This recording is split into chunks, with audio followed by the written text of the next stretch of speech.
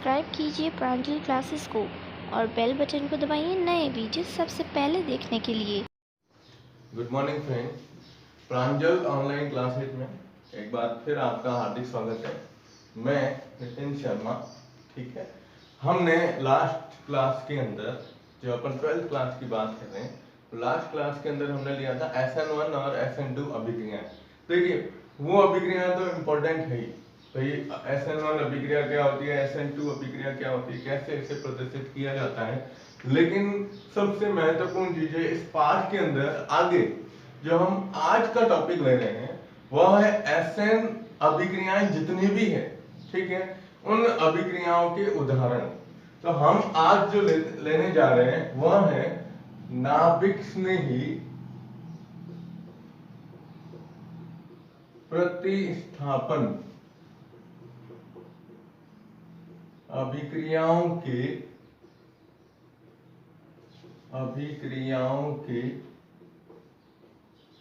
उदाहरण। क्या लिखेंगे? एग्जाम्पल भी कह सकते हो या आप ये कह सकते हो कि नाभिक स्नेही प्रतिस्थापन अभिक्रियाएं।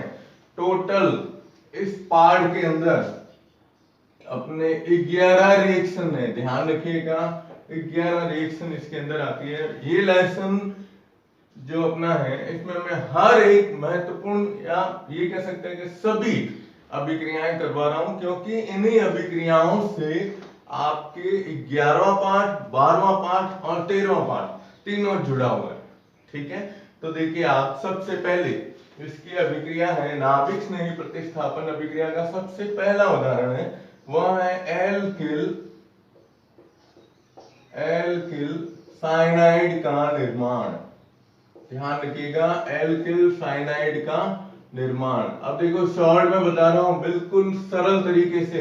एल्किल साइनाइड, साइनाइड का सूत्र होता है CN और इसके साथ में क्या जुड़ा हुआ हो आगे, एल्किल समूह जुड़ा हुआ हो। तो ये यौगिक बनाना है हमें, ठीक है। और हम ले रहे क्या है, एल्किल हैलाइड की अभिक्रिया ले रहे हैं। तो एल्किल हैलाइड का जब अपन सूत्र लिखते हैं तो लिखते हैं RX, एल्किल हैलाइड, ठीक है।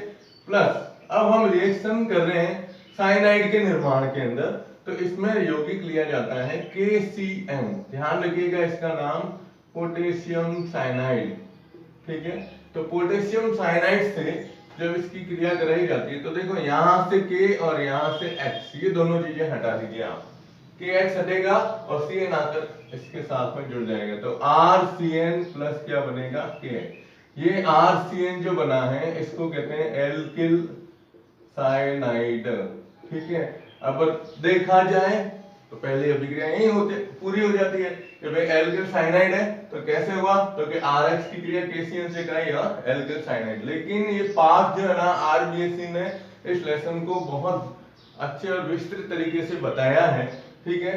तो इसके लिए अब जो हम ले रहे हैं कि भाई ये पाथ जो बना है एल्किल साइनाइड, ये एल्किल साइनाइड का जल अपघटन करना और अपचयन करना, तो ये इसमें टोटल 4 प्रकार की इसी के अंदर अभिक्रियाएं, बाकी अभिक्रियाओं में नहीं, इसी के अंदर 4 प्रकार की अभिक्रियाएं प्रदर्शित की गई है। जिसमें सबसे पहला आता है RCN का पूर्ण जल अपघटन, एक अभिक्रिया, ठीक है। अब RCN का पूर्ण जल अपघटन, ध्यान रखिएगा एक होता है पूर्ण जल अपघटन, एक होता है आंशिक जल अपघटन।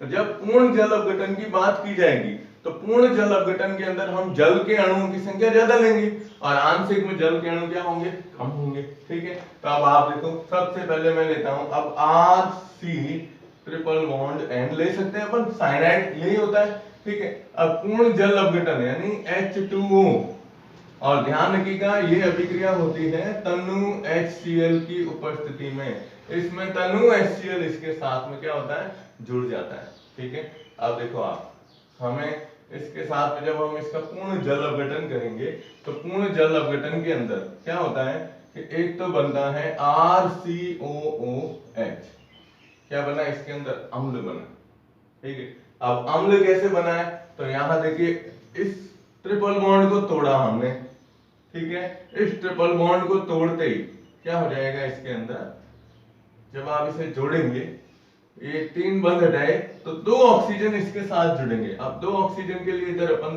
2 हाइड्रोजन ले लेते हैं, यानी जल के अणु कितने हो गए टोटल 2।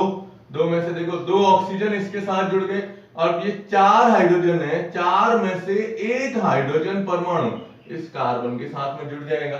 ठीक है, तो बन गया RCOOH प्लस। अब इसमें बताना है आपको सह उत्पाद क्या बनेगा। तो सह उत्पाद देखिए, ये तनु HCl जो होता है ना, ये भी इसके साथ में जुड़ेगा। अब कैसे जुड़ता है, तो देखो आप यहां पर 4 हाइड्रोजन में से एक इधर गया, पीछे रहे हमारे पास 3H। कितने रहे 3H। ठीक है, 3H ये 1H, टोटल कितने हुए 4H। 4H और यहां पर नाइट्रोजन परमाणु रह गया और इधर क्या रह गया Cl।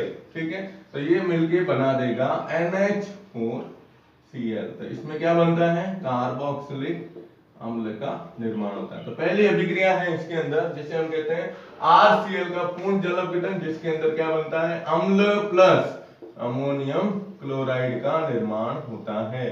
पहली अभिक्रिया ध्यान रखिएगा। ठीक है, अब दूसरी लेते हैं हम। जैसे पूर्ण जल अपघटन था वैसे ही आता है आंशिक जल अपघटन।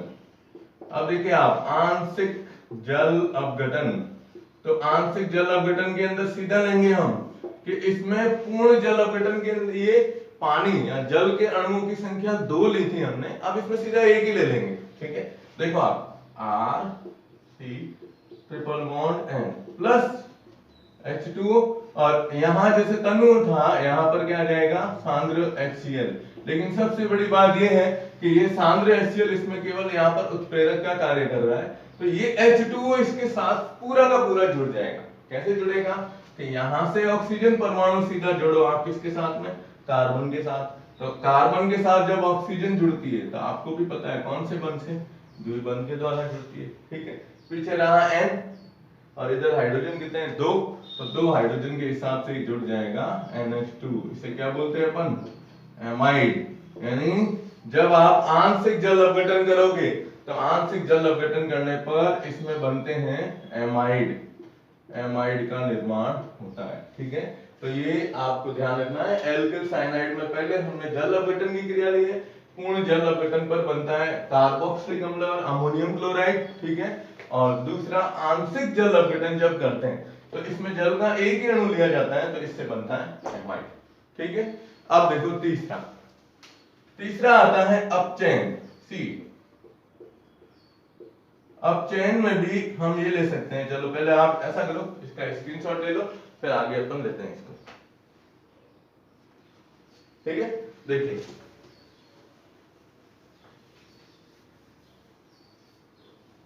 अब C आता है, इसी का हम लेते हैं साइनाइड यानी RCN का पूर्ण अपचयन। देखो एक बता रहे हैं हम पूर्ण अपचयन, तो दूसरा कौन सा होगा, आंशिक अपचयन।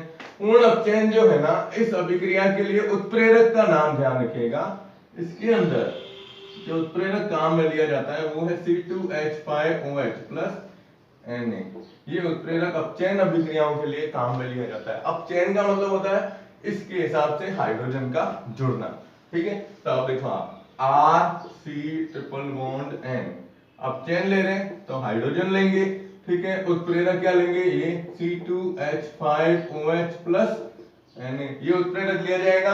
अब आप देखो हमें पूर्ण अपचयन करना है, यानी ये जो ट्रिपल बॉन्ड है इस ट्रिपल बॉन्ड में से 2 बंध तोड़ दीजिए। 2 बंध तोड़ते ही दोनों तरफ 2-2 संयोजकता क्या हो जाएगी, कम हो जाएगी, और दोनों संयोजकता कम हो जाएगी तब हम इसको जोड़ेंगे RCH2 और किसके रूप में, NH2 में। ये बनता है 1 डिग्री एमीन। यानी देखो 2 हाइड्रोजन इधर जोड़े और 2 हाइड्रोजन, टोटल कितने हुए इसके अंदर 4 हाइड्रोजन। ठीक है, तो ध्यान रखिएगा पूर्ण अपचयन का मतलब ये हुआ, और इस अभिक्रिया को एक नाम दिया गया है। ठीक है, ये अभिक्रिया का नाम आपको ध्यान में रखना है, ये है मेंडियस अपचयन। कौन सी अभिक्रिया है, मेंडियस अपचयन, ये नाम इसके अंदर ध्यान रखिए। ठीक है, और इसी का चौथा पार्ट आता है D। अब जैसे ये पूर्ण अपचयन था तो RCN का क्या लेंगे हम, आंशिक अपचयन। ठीक है, ये अभिक्रिया थोड़ी सी टफ है, थोड़ी सी अलग है, इसलिए ध्यान देना इसके अंदर देखो हम लेते हैं RCN, C triple bond N। ये अभिक्रिया का अपचयन करने के लिए हमें 3 चीजें चाहिए, ठीक है। इसमें अपचयन के लिए एक तो लिया जाता है जल का अणु, ध्यान रखना जल का अणु, साथ में लिया जाएगा SN प्लस HCl की उपस्थिति। अब देखो मैंने बोला अभी कि SN प्लस HCl के द्वारा इसका अपचयन करेंगे, है ना। अब देखो इसके अपचयन के अंदर क्या होगा कि हम पहले तो ये बंध तोड़ेंगे पूरा का पूरा, ठीक है। बंध तोड़ते ही इसको परिवर्तित करेंगे RCHO के अंदर, किसके अंदर, एल्डिहाइड के अंदर, ठीक है। ये बना इसके अंदर एल्डिहाइड, और एल्डिहाइड के साथ में अब देखो उत्पाद क्या बनते हैं। एक इसमें आपने ऑक्सीजन जोड़ा है इसके साथ में, और यहां से एक H जोड़ा है ना। अब इधर रहा एक H और इधर रहा एक H, कितने रहे, 2 हाइड्रोजन परमाणु, और नाइट्रोजन एक है। लेकिन इसमें जो सह उत्पाद बनता है वहां बनती है अमोनिया गैस। तो अमोनिया गैस के लिए हम क्या करेंगे, हमारे को हाइड्रोजन की आवश्यकता है, इसलिए हम HCl के आगे लिखते हैं 2, ठीक है। 2 अणु HCl के लेंगे। अब जैसे ही 2 अणु HCl के लिए तो एक तो हमारे को बनानी क्या है, अमोनिया गैस बनानी है। तो क्या होगा, देखो 2 और 2 4 हाइड्रोजन थे, 4 में से एक हाइड्रोजन इस कार्बन के साथ में चला गया, एक ऑक्सीजन इसके साथ में चला गया, पीछे रहे इसमें एक हाइड्रोजन और 2, कितने रहे, 3 हाइड्रोजन रहे। ये 3 हाइड्रोजन नाइट्रोजन से जुड़ के अमोनिया बना देते हैं, और पीछे रहा अब हमारे पास SN एक और क्लोरीन कितने हैं 2, तो ये मिलके बना देंगे SnCl2 का निर्माण करते हैं, ठीक है। देखो ध्यान रखनी है ना आपको, ये अभिक्रिया इंपॉर्टेंट अभिक्रियाओं में ये दोनों आती है, पूर्ण अपचयन और आंशिक अपचयन, ठीक है। तो आंशिक अपचयन में क्या बनता है इसके अंदर, ये आपको ध्यान रखना है। और इस अभिक्रिया को ही स्टीफेंस अभिक्रिया या स्टीफन अभिक्रिया के नाम से जाना जाता है। कौन सी अभिक्रिया है, स्टीफन या स्टीफन अभिक्रिया। तो देखो फर्स्ट अभिक्रिया थी अभी कौन सी, एल्किल साइनाइड का निर्माण। तो साइनाइड का निर्माण सीधा KCN से करते हैं, तो RCN प्लस KX बनता है। फिर इसमें 4 अभिक्रिया हैं इसी के अंदर, अपचयन और अपघटन। तो अपघटन जल अपघटन में पूर्ण जल अपघटन, और दूसरा कौन सा, आंशिक जल अपघटन। तीसरी ली हमने RCN का पूर्ण अपचयन, उत्प्रेरक ध्यान रखिएगा, और चौथी ली RCN का आंशिक अपचयन। ये दोनों नेम रिएक्शन के अंदर आती, ठीक है। तो इस पार्ट में काफी नेम रिएक्शन आएगी, अब अलग अलग तरह से अभिक्रियाएं लेंगे हम, ठीक है। तो आप पहले इसका स्क्रीनशॉट ले लीजिए, फिर हम अब देखो दूसरी आ जाएगी, अब सीधा हम दूसरा उदाहरण लेंगे, ठीक है। चलिए स्क्रीनशॉट ले लीजिए आप, हो गया। चलिए अब देखो,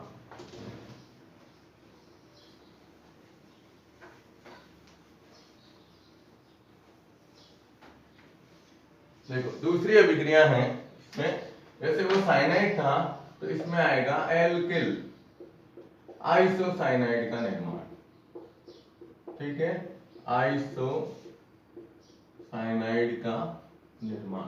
अब ये अभिक्रिया आपको नॉर्मली ध्यान रखनी है, क्योंकि इन दोनों अभिक्रियाओं में एक सवाल बनेगा, मैं अभी आपको बता दूंगा, ठीक है। देखिए सीधा लिया RX प्लस, अब इसमें लेंगे AgCN, ये है सिल्वर साइनाइड,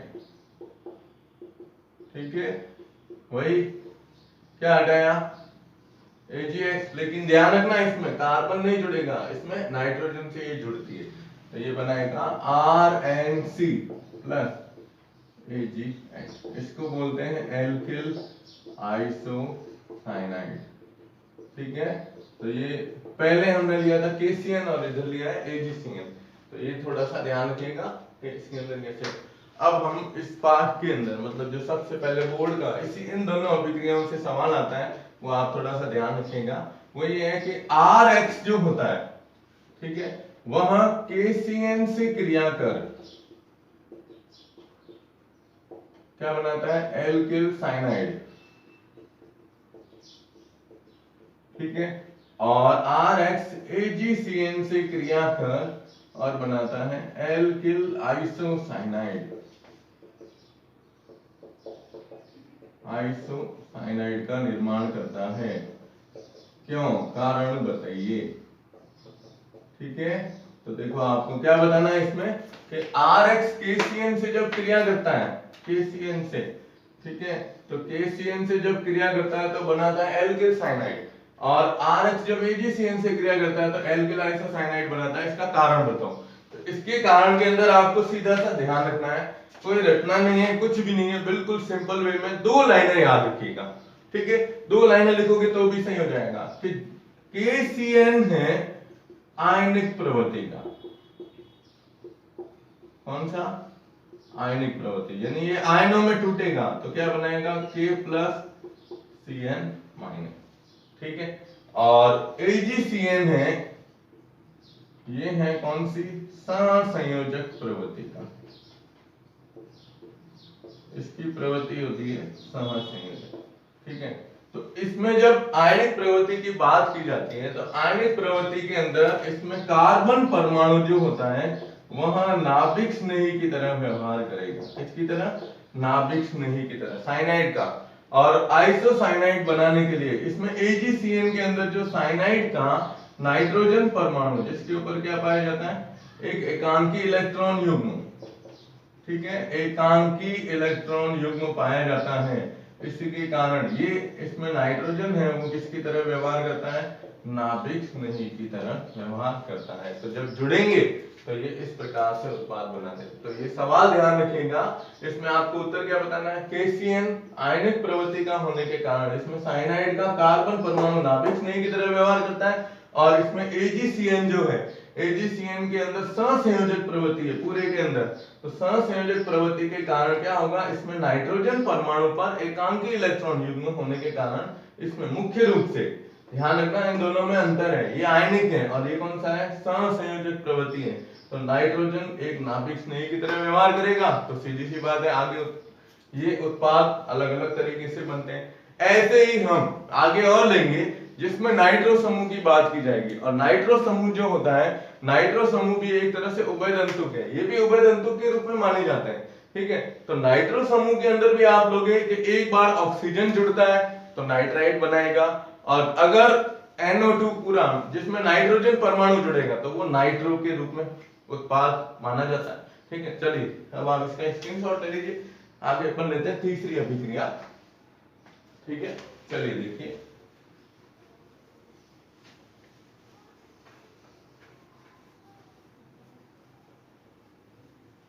अब देखो आप तीसरी रिएक्शन है। ठीक है, तीसरी है एल्कोहल का निर्माण, एल्कोहल का निर्माण। अब एल्कोहल के निर्माण के अंदर जो पदार्थ काम में लिया जाता है, अभिक्रिया कराई जाती है, वो है जलीय KOH के साथ। हमेशा ध्यान रखिएगा एल्कोहली उत्पाद बनाने के लिए जलीय KOH ही लिया जाएगा, और अगर हम यहाँ पर एल्कोहलिक KOH लेंगे तो वह अभिक्रिया के लिए असंतृप्त हाइड्रोकार्बन के निर्माण के अंदर काम में लिया जाता है। ठीक है, अब आप लेते हैं RX प्लस KOH, इसके नीचे लिखेंगे क्या हम, जलीय। ठीक है, सीधा हटाया, क्या हटा, KX हटा, OH आके जुड़ा, तो क्या बनेगा ROH प्लस KI, ये बन गया एल्कोहल, या एल्किल एल्कोहल के रूप में लिखा जाता है। ठीक है, तो ये अभिक्रिया सिंपल वे में ध्यान रखिएगा। अब चौथी आती है, देखिए चौथी आती है एल्किल नाइट्राइट का निर्माण, एल्किल नाइट्राइट का निर्माण। और इसी तरीके से पांचवी अभिक्रिया भी इसके साथ में ले रहा हूं मैं, पांचवी है नाइट्रो एल्केन का निर्माण, नाइट्रो एल्केन का निर्माण। देखो दोनों अभिक्रिया हैं एक साथ बताने का रीजन ये है कि जैसे अपन ने साइनाइड और आइसोसाइनाइड बताया, वैसे इसमें नाइट्राइट और कौन सा होगा, नाइट्रो एल्केन होगा, है ना। तो देखो आप सबसे पहले हम लेते हैं RX प्लस, इसकी क्रिया कराते हैं पोटेशियम नाइट्राइट, पहले कराते हैं पोटेशियम नाइट्राइट। ठीक है, अब ये जो होता है ना NO2, ये मैं भी आपको इसकी संरचना बता रहा हूँ, ये जुड़ेगा किसके रूप में, KX हट गया, अब ये NO2 में ऑक्सीजन R के साथ में जुड़ता है, तो ये उत्पाद बनाता है RON double bond O plus KN। ये यौगिक जो है इसको कहा जाएगा एल्किल नाइट्राइट। Alkyl nitrite. देखो क्या होता है कि NO2 जो है, NO2 यूं होता है, ये तो कभी कभार मतलब जैसे इसमें हमने बताया ना कि ये यौगिक KNO2 है, तो ये कौन सा है, आयनिक प्रवृत्ति का। तो आयनिक प्रवृत्ति का होने के कारण इसमें जब NO2 टूटेगा तो ऑक्सीजन परमाणु एल्किल समूह के साथ में आके जुड़ती है, इसलिए इसमें उत्पाद जो बनता है वो एल्किल नाइट्राइट का बनेगा। अब हमें बनाना है नाइट्रो एल्केन, तो नाइट्रो एल्केन के लिए अभिक्रिया जो कराई जाएगी, जैसे इसमें पोटेशियम नाइट्राइट है तो उसमें कौन सी हो जाएगी, सिल्वर नाइट्राइट। ठीक है, तो आप जोड़ोगे तो RX प्लस लिखेंगे क्या, AgNO2, तो AgNO2 में ये हटा, AgX हटा, और AgX हटते अब पीछे क्या रहा, अब ये सीधा का सीधा इसके साथ में जुड़ेगा RNO2 प्लस क्या हटा, AgX। अब ये NO2 जुड़ा है इसलिए इसका नाम है नाइट्रो एल्केन। ठीक है, तो ये ध्यान रखिएगा इसके अंदर कि जब नाइट्राइट बनाना है तो पोटेशियम नाइट्राइट लेंगे, और नाइट्रो एल्केन बनाना है तो क्या लेंगे, AgNO2 के साथ में किया जाता है। तो हम 11 अभिक्रियाएं लेनी है हमें, जिसके अंदर अभी अपन ने कितनी ली है, 5 अभिक्रियाएं ली है। ठीक है, अब छठी, सातवीं और आठवीं अभिक्रिया जो है, जिसमें छठी और सातवीं अभिक्रिया ईथर से संबंधित है। ठीक है, चले आगे, चलो इसका स्क्रीनशॉट ले लो आप।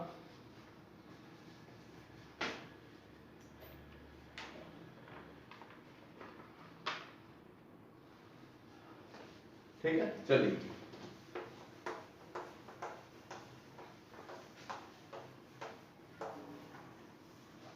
देखिए, अब 6 नंबर रिएक्शन है, वह है ईथर का निर्माण।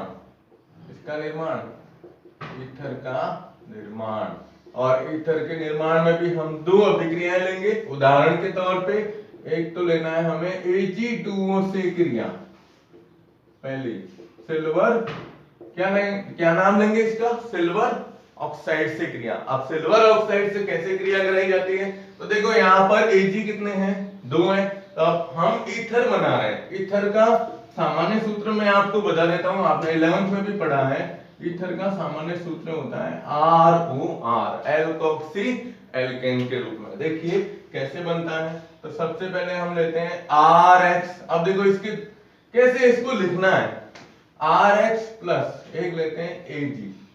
Ag कितने हैं, 2 है ना, तो एक लिख दो O और इधर लिख दीजिए Ag। Ag हमने कितने लिए, 2 लिए। अब यहां से देखते हैं तो AgX हटेगा, ठीक है, लेकिन हमें क्या करना है, ईथर बनाना, दोनों तरफ एल्किल समूह होने चाहिए, इसलिए हम इधर भी क्या लेते हैं, X और R, एल्किल हैलाइड के 2 अणु लेते हैं। अब देखो आप, AgX इधर से हटा, एक AgX इधर से हटा, तो ROR ये बन गया। अब आप जब इसमें उत्पाद बताओगे तो उत्पाद के अंदर बताएंगे ROR प्लस 2 अणु किसके बन जाएंगे, AgX के। तो ये इसके अंदर उत्पाद कौन सा बना, ईथर बना। ठीक है, और दूसरी अभिक्रिया है जो वेरी मोस्ट इंपोर्टेंट है, जो आप ईथर वाले पार्ट में भी पढ़ेंगे, जिस अभिक्रिया का नाम है, चलो नेम रिएक्शन है, नेम रिएक्शन के हिसाब से ध्यान रखना, विलियमसन संश्लेषण। ठीक है, विलियमसन संश्लेषण, ध्यान रखिएगा, NaOC2H5 से क्रिया करेंगे, किसकी, एल्किल हैलाइड की। सोडियम एथॉक्साइड, ये होता है सोडियम एथॉक्साइड से जब एल्किल हैलाइड की अभिक्रिया कराई जाएगी, तो अब आपको पूरा बताना है इसमें, तो RX प्लस NaOC2H5, ठीक है, क्या हटा, NaX हटा। अब NaX हटते ही R O और इधर क्या आ गया, C2H5। तो देखो एक तरफ एल्किल समूह, एक तरफ एथिल समूह है, तो एक तरह से ये क्या बन गया, इसके अंदर ईथर का निर्माण। बस सिंपल अभिक्रिया, आप आराम से इसको बता सकते हैं। ठीक है, तो ईथर के निर्माण के अंदर 2 चीजें बतानी है, एक तो Ag2O से एल्किल हैलाइड की अभिक्रिया। भाई देखो जो अभिक्रिया मैं इंपॉर्टेंट बता रहा हूं या वेरी मोस्ट इंपॉर्टेंट बता रहा हूं, वो आपको ज्यादा से ज्यादा ध्यान रखनी है। बाकी अभिक्रिया रूटीन में पढ़नी है आपको, ठीक है। अब देखिए 7वीं अभिक्रिया, अब हम जल्दी से जल्दी पूरा करने की कोशिश करते हैं, लेकिन थोड़ा समझ लेना, साथ साथ में समझते रहना, लिखते रहना या स्क्रीनशॉट ले ले, ठीक है। 7वीं है, इसके अंदर वो है थायो ईथर का निर्माण।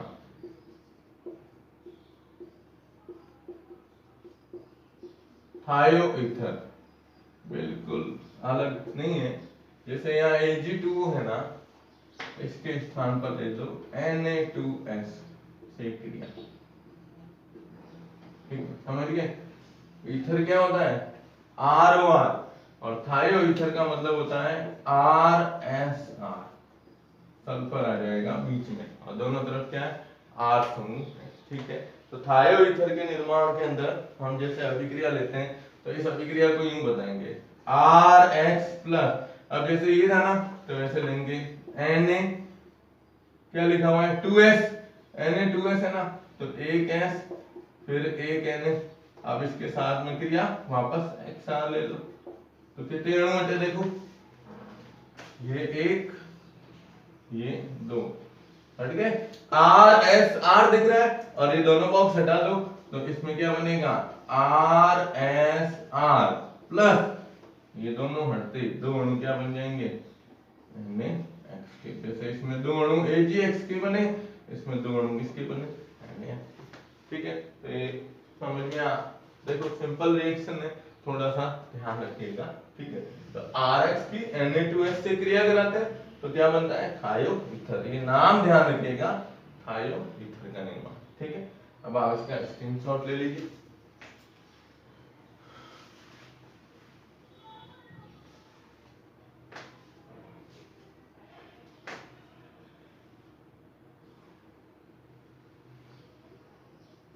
हो गया, चलिए अब 8 नंबर अभिक्रिया लेते हैं अपन।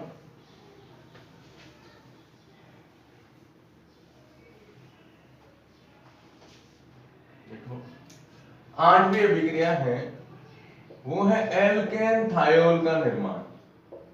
एल्केन थायोल, आपको याद होगा थायोल या मरकेप्टॉन के हिसाब से लिखा जाता है, थायोल का निर्माण, ठीक है। एल्केन थायोल के निर्माण के अंदर जो एल्किल हैलाइड है, चलो इसको इस अलग से बता देता हूं, एल्किल हैलाइड की क्रिया एक यौगिक से कराई जाती है KSH। अब इसका नाम ध्यान रखिएगा, देखो सल्फर, सल्फर दो संयोजकताएं होती है, ठीक है।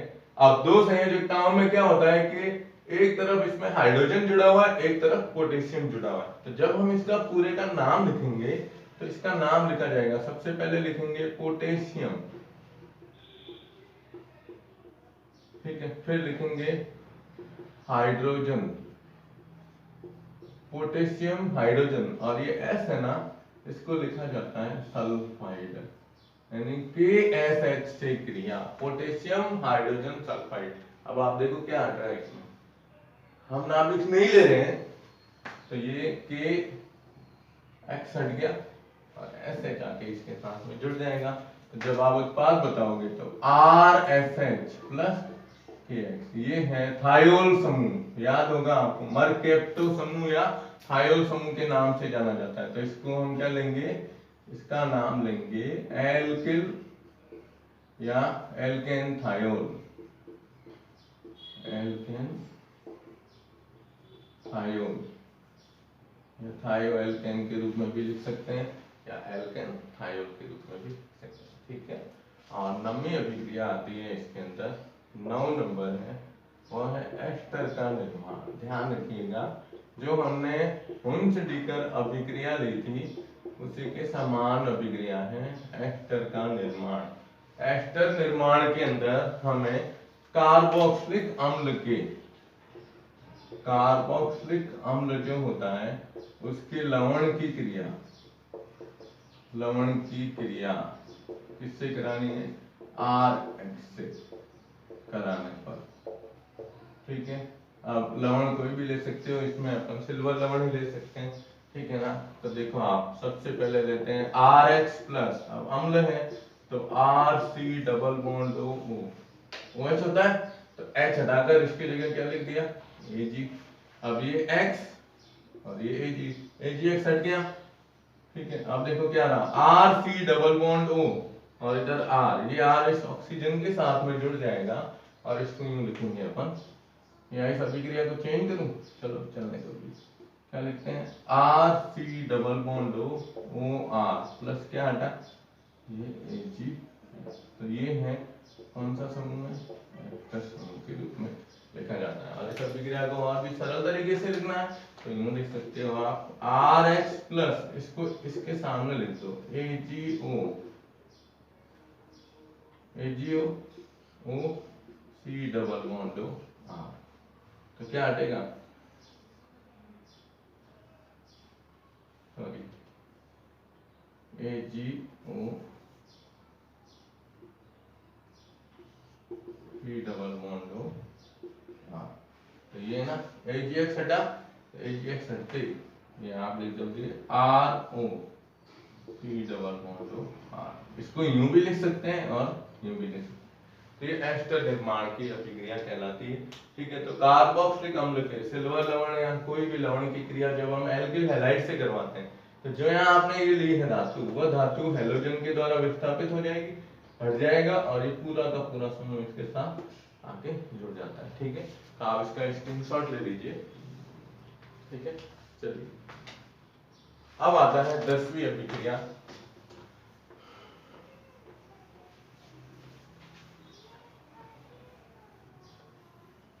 देखो 10वीं अभिक्रिया है, उसमें हम लेते हैं एमीन का निर्माण। ये भी थोड़ी अभिक्रिया याद रखिएगा, इसका निर्माण, एमीन का निर्माण। अब एमीन का निर्माण करना है तो एमीन के निर्माण के अंदर RX की क्रिया किससे कराई जाएगी, बता सकते हो, एमीन का सूत्र क्या होता है, NH2, ठीक है। तो इसमें हम लेते हैं कि क्रिया किससे कराई जाएगी, अमोनिया से क्रिया कराएंगे। तो अमोनिया से क्रिया कराते हैं तो आपने 11th के अंदर पढ़ा है 1 डिग्री एमीन, है ना, 2 डिग्री एमीन और कौन सा 3 डिग्री एमीन। तो 1 डिग्री 2 डिग्री और 3 डिग्री एमीन का निर्माण कैसे होता है वो यहाँ हम लेंगे। देखो सबसे पहले अपन, अब मैं इसको थोड़ा रेड मार्कर से ले लेता हूँ, अभिक्रिया थोड़ी इंपॉर्टेंट है। देखो RX प्लस, अब अमोनिया है ना, इसको मैंने यूं लिखा, ये NH3 है, क्या हटा RX, तो RX HX हटा, सॉरी, तो ये बन जाएगा RNH2 और हटा क्या है HX। अब ये क्या है 1 डिग्री एमी, ठीक है। अब इसमें देखो हाइड्रोजन जितने हैं उन सब का एक एक बार प्रतिस्थापन कर दो हैलोजन के द्वारा। अब यहां लेते हैं वापस RX प्लस, ये एक हाइड्रोजन बता दो, एक NH बता दो और एक R, यानी था क्या ये NH2R या RNH2 था, इसको मैंने यूं लिखा है, ये 1 डिग्री था ना। अब इसमें वापस हटाओ, ये फर्स्ट स्टेप, ये सेकंड स्टेप, HX हटा, फिर R जुड़ा, तो ये HX हटाया, फिर R NH और R। अब ये 1 डिग्री है तो ये कौन सा होगा 2 डिग्री एमी। अब इसके पास में एक हाइड्रोजन अभी और भी है, फिर जोड़ो इसको, तो थर्ड स्टेप में हम क्या करेंगे, ये RX प्लस, अब इसको यूं लिखेंगे, देखो हाइड्रोजन इसके सामने लिख दो, इधर N और दोनों तरफ क्या लिख दो R सुन, यानी ये कौन सा है 2 डिग्री एमीन है ना। फिर क्या हटाया HX हटाती, अब ये RN R और R, ये HX हटा, ये कौन सा एमीन बना 3 डिग्री एमीन, ठीक है। तो एमीन निर्माण के अंदर एल्किल हैलाइड की जब अभिक्रिया अमोनिया से कराई जाती है तो अमोनिया से कराने पर 1 डिग्री 2 डिग्री और 3 डिग्री एमीन बनते हैं। अब इसमें ये और दिया हुआ है कि अगर आप एल्किल हैलाइड जो है ना इसकी मात्रा ज्यादा ले लेते हैं तो इसके अंदर जो फोर्थ स्टेप आएगा, वो फोर्थ स्टेप आपको ध्यान रखना है, मैं यहां बता रहा हूं। फोर्थ स्टेप ये है कि RX की मात्रा ज्यादा लेने पर चतुष्क अमोनियम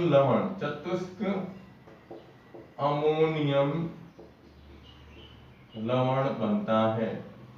क्या बनता है? चतुष्क अमोनियम लवण बनता है। अब चतुष्क अमोनियम लवण जैसे मैंने आपको बताया NH4Cl, इसको क्या बोलते हैं अपन? Ammonium chloride. तो इसी तरीके से इसमें देखो अब क्या है हमारे पास, ये 3 R है ना, तो क्या लेंगे RH प्लस ये R3N, 3 R और ये समूह, जब ये जुड़ेगा R कितने हो जाएंगे? 4, ठीक है, तो R4 हो जाएंगे। तो अब इसको कैसे जोड़ेंगे? ये इसको यूं देखो, सॉरी, NR3 के रूप में, ठीक है। अब देखो N R कितने हुए?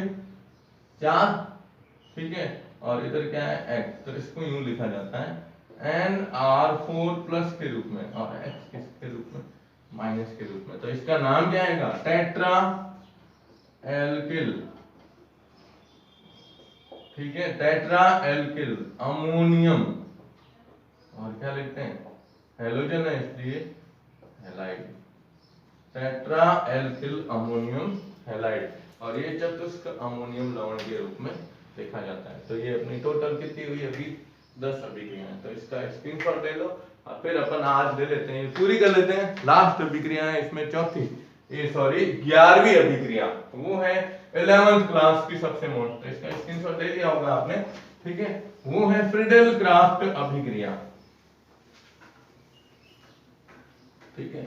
अभी मैं फ्रीडेल क्राफ्ट अभिक्रिया ही बता रहा हूं आपको सिंपल तरीके के अंदर, ये थोड़ा सा ध्यान रखिएगा। 11वीं अभिक्रिया है फ्रीडेल क्राफ्ट अभिक्रिया, जो अपने क्लास 11th के अंदर पढ़ी हुई है, फ्रीडेल क्राफ्ट अभिक्रिया, और इसको नाम दिया गया है एल्किलीकरण। क्या नाम दिया गया है? एल्किलीकरण। एल्किलीकरण का मतलब होता है कि बेंजीन वलय के अंदर, किसके अंदर? बेंजीन वलय में एल्किल समूह का प्रवेश कराना, एल्किल समूह का प्रवेश, ठीक है। और ये ध्यान रखना, एल्किल समूह के प्रवेश के लिए आपको इसमें उत्प्रेरक याद होगा, मैंने आपको 11th क्लास के अंदर बार बार एक चीज बताई थी कि फ्रीडेल क्राफ्ट में उत्प्रेरक ध्यान रखिएगा, वो है निर्जलीय, कौन सा होगा? AlCl3, निर्जलीय AlCl3। तो बेंजीन लो सबसे पहले, ठीक है, और एल्किल हैलाइड है, तो एल्किल हैलाइड में जैसे लिया CH3Cl, मेथिल क्लोराइड, है ना, तो यहाँ पर H है, तो ये H और ये Cl हटेगा, उत्प्रेरक क्या लेंगे? निर्जलीय AlCl3, ठीक है। तो HCl हटाओ और इसको जोड़ दो, तो इसको जोड़ेंगे तो ये बेंजीन वलय के साथ में एल्किल समूह जुड़ रहा है, तो ये CH3, इसको प्लस, इसको टालुइन बोलते हैं, टालुइन भी बोल सकते हो या मेथिल बेंजीन भी बोल सकते हो, मेथिल बेंजीन, ठीक है। अब ये सिंपल था, फिर इसमें आप 1 डिग्री 2 डिग्री 3 डिग्री समूह भी जोड़ सकते हैं। जैसे हम इसके अंदर, मैं एक उदाहरण और इम्पोर्टेंट के हिसाब से बता रहा हूँ, जैसे मैंने लिया H और CH3, CH3 और ये है 3 डिग्री ब्यूटिल क्लोराइड, ठीक है। और इसमें भी आप देखो ये Cl, ये HCl हटेगा और HCl हटाओगे, उत्प्रेरक क्या लोगे इसमें? निर्जलीय AlCl3, तो ये निर्जलीय AlCl3 ले लिया, ठीक है। HCl हटा और बेंजीन वलय के साथ ये समूह जोड़ोगे, तो ये बेंजीन, इधर CH3, इधर CH3 और इधर CH3, तो इसका नाम लिखेंगे तो 3 डिग्री ब्यूटिल, ठीक है, तृतीयक ब्यूटिल, और H है ये बेंजीन, तो 3 डिग्री तृतीयक ब्यूटिल बेंजीन इसके अंदर प्राप्त होता है। तो ये मैंने 2 अभिक्रियाएं बताई है, आप इसमें और भी उदाहरण ले सकते हो। इधर CH3 CH2Cl लिखोगे तो इधर C2H5 जुड़ जाएगा, डालो ये मेथिल बेंजीन की जगह एथिल बेंजीन आ जाएगा, ऐसे आगे से आगे इसको जोड़ सकते हैं। तो ये फ्रीडेल क्राफ्ट अभिक्रिया के 2 उदाहरण आपको ध्यान रखने हैं। आशा करता हूं आपको ये सभी अभिक्रियाएं समझ में आई होगी, कोशिश और रहेगी, ठीक है, कि और सरलता से इस अभिक्रियाओं को समझाया जा सके, क्योंकि ऑर्गेनिक केमिस्ट्री के शुरू के जो 4 पार्ट है, वहां लगभग सभी रासायनिक अभिक्रियाओं के हैं। इसलिए मैंने ये अभिक्रियाएं शुरू की है कि इस पार्ट को आप बहुत अच्छी तरीके से तैयार कर लो तो 11वां 12वां और 13वां आपके लिए कुछ भी नहीं रहेगा। ठीक है, तो मेरे ये आप इसका स्क्रीनशॉट ले लीजिए और आशा करता हूँ आपको ये अभिक्रियाएं समझ में आई होगी। मेरे चैनल को और ज्यादा सब्सक्राइब करें, लाइक करें और शेयर करें। धन्यवाद।